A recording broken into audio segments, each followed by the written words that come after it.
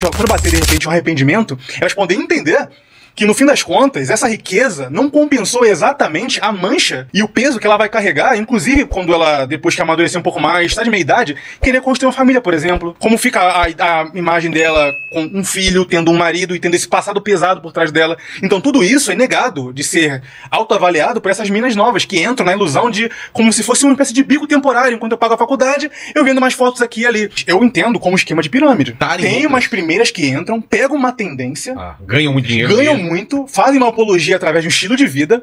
A mulher média ali, que cai no encanto do negócio e vê que é possível, começa a fazer os seus ensaios, mais amador ali e aqui, consegue tirar um extra. Mas essas mulheres no topo não representam todas as de baixo, que às vezes ganham muito pouco, talvez até bata um CLT padrão e tal, mas não vai compensar a imagem estragada, enquanto socialmente, né? Enquanto essa mina do topo já tá voando e vai compensar a vida riqueza. $500 por mês, tudo bem ter a imagem estragada, né? Então,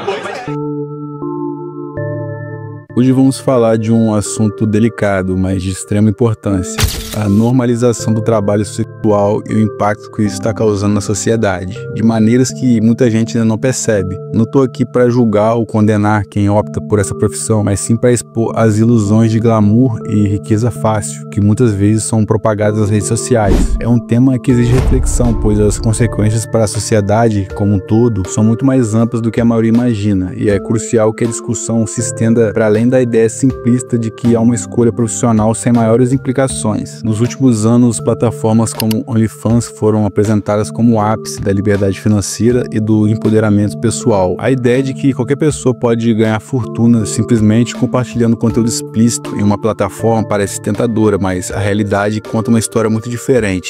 Eu vejo que tá muito mais competitivo, no sentido de, nossa, tá muito mais difícil para, né, você ganhar dinheiro, você conquistar alguma coisa legal, e também muita gente ganhando muito pouco dinheiro, né? Então a média que tá até lá no próprio site do OnlyFans, tá essa média que eles divulgaram, eles colocaram como a média geral de $80 por mês. Então, nossa, o que era antes para ser assim, nossa, eu ganho muito dinheiro e tal, então, hoje tem poucas pessoas que ganham muito dinheiro. Quem começa, assim, geralmente no começo os modelos têm um boom, né? Por exemplo, sei lá, o tio, o porteiro, tudo vai assinar a página lá dela. Aí depois começa a decair. A menina no início anunciou que abriu, entra um monte de gente. Aí depois a galera meio que enjoa. O que acontece também bastante é a menina não quer mostrar o rosto. Aí ela põe uma máscara. Alguém em algum momento ofereceu lá $500 pra você mostrar sem máscara. Daí não tem mais como voltar atrás, né?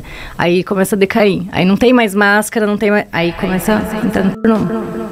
O estudo recente revelou que 70% dos criadores ganham menos de $200 por mês, enquanto apenas 1% deles obtém os ganhos que a mídia frequentemente exalta. Esse pequeno grupo privilegiado geralmente era famoso ou tinha uma base sólida de seguidores antes de entrar na plataforma. Ou seja, o que é mostrado como uma oportunidade igualitária, na verdade, perpetua a desigualdade de visibilidade e de renda. E o maior problema disso tudo é que sair dessa indústria é infinitamente mais difícil do que entrar. Em um mundo onde tudo que você faz online permanece para sempre, o histórico digital se torna uma barreira quase indestrutível. Por exemplo concreto disso, imagine que você passa 2 anos criando conteúdo explícito, mas depois decide mudar de carreira. Mesmo que você apague suas contas, essas imagens e vídeos podem já ter sido compartilhados, repostados ou armazenados em sites piratas. Empresas que contratam candidatos frequentemente realizam verificações de histórico online, e muitas vezes isso se torna um obstáculo para conseguir um emprego em áreas mais convencionais. Mas por que essa narrativa é tão promovida especialmente entre jovens mulheres? Para entender isso, precisamos olhar para a história. Durante a Grande Depressão dos anos 30, o trabalho sexual aumentou significativamente, mas era visto como um recurso extremo para sobreviver em tempos desesperadores. Hoje, o contexto mudou. A diferença é que agora o trabalho sexual é apresentado como uma oportunidade empoderadora, quando na verdade é uma reação moderna às dificuldades econômicas. A pandemia de 2020 trouxe isso à tona com força. Muitas pessoas perderam empregos e estavam confinadas em casa, e a entrada em plataforma de conteúdo adulto foi massivamente promovida. O que não é dito é que esse modelo perpetua ciclos de exploração, enquanto os verdadeiros beneficiários são as plataformas que lucram bilhões. Ainda tem outra camada sombria nessa discussão: o papel das plataformas digitais.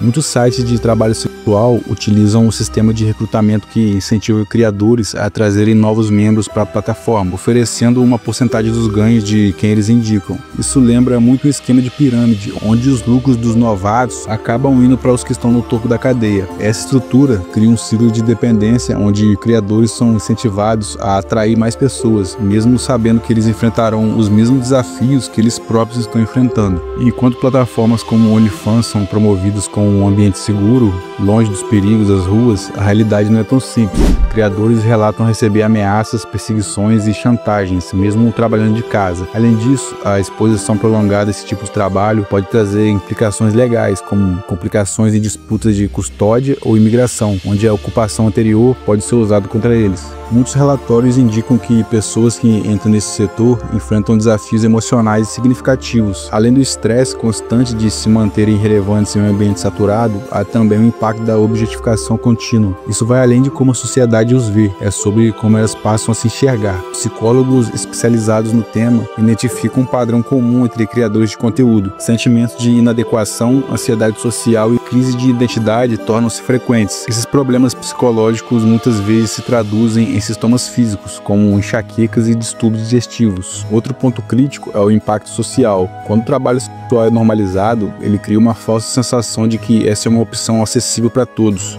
Porém, à medida que mais pessoas entram nessa indústria, a competição aumenta, os preços caem e os trabalhadores acabam precisando oferecer mais por menos. Isso não é empoderamento, é exploração. Essa dinâmica também atinge os relacionamentos e a forma como homens e mulheres se veem na sociedade. O mercado da intimidade cria barreiras emocionais que afetam como nos conectamos uns com os outros. É importante ressaltar que essa não é uma crítica às pessoas que trabalham nessa indústria, mas uma análise de estrutura que as empurra para isso. Imagine passar anos vivendo em um ambiente onde sua identidade é reduzida ao seu trabalho. Um trabalho que frequentemente vem acompanhado de estigmas, preconceitos e exploração. Deixar a indústria do trabalho sexual não é apenas uma questão de mudança de profissão, é um processo de reconstrução total da vida. Muitos enfrentam desafios psicológicos profundos como depressão, ansiedade e transtorno de estresse pós-traumático, consequências diretas de traumas vividos dentro desse contexto. O problema se agrava quando essas pessoas tentam reintegrar-se à sociedade, enfrentando julgamentos constantes e uma falta de compreensão sobre sua jornada. Para elas, recomeçar é uma luta contra o sistema que as marginalizou desde o início. Um exemplo marcante veio de ex-trabalhadoras da indústria que decidiram compartilhar suas histórias. Muitas relatam que, após saírem, enfrentaram não apenas dificuldades, mas também isolamento social. Uma mulher que trabalhou por 10 anos em boates contou como foi rejeitada até mesmo por familiares quando decidiu mudar de vida. Já a outra, que buscou ajuda em grupos de apoio, descreveu como levou anos para confiar novamente nas pessoas, devido à constante sensação de ser julgada. Esses relatos não são casos isolados, são ecos de uma realidade sistemática que raramente chega nas grandes mídias.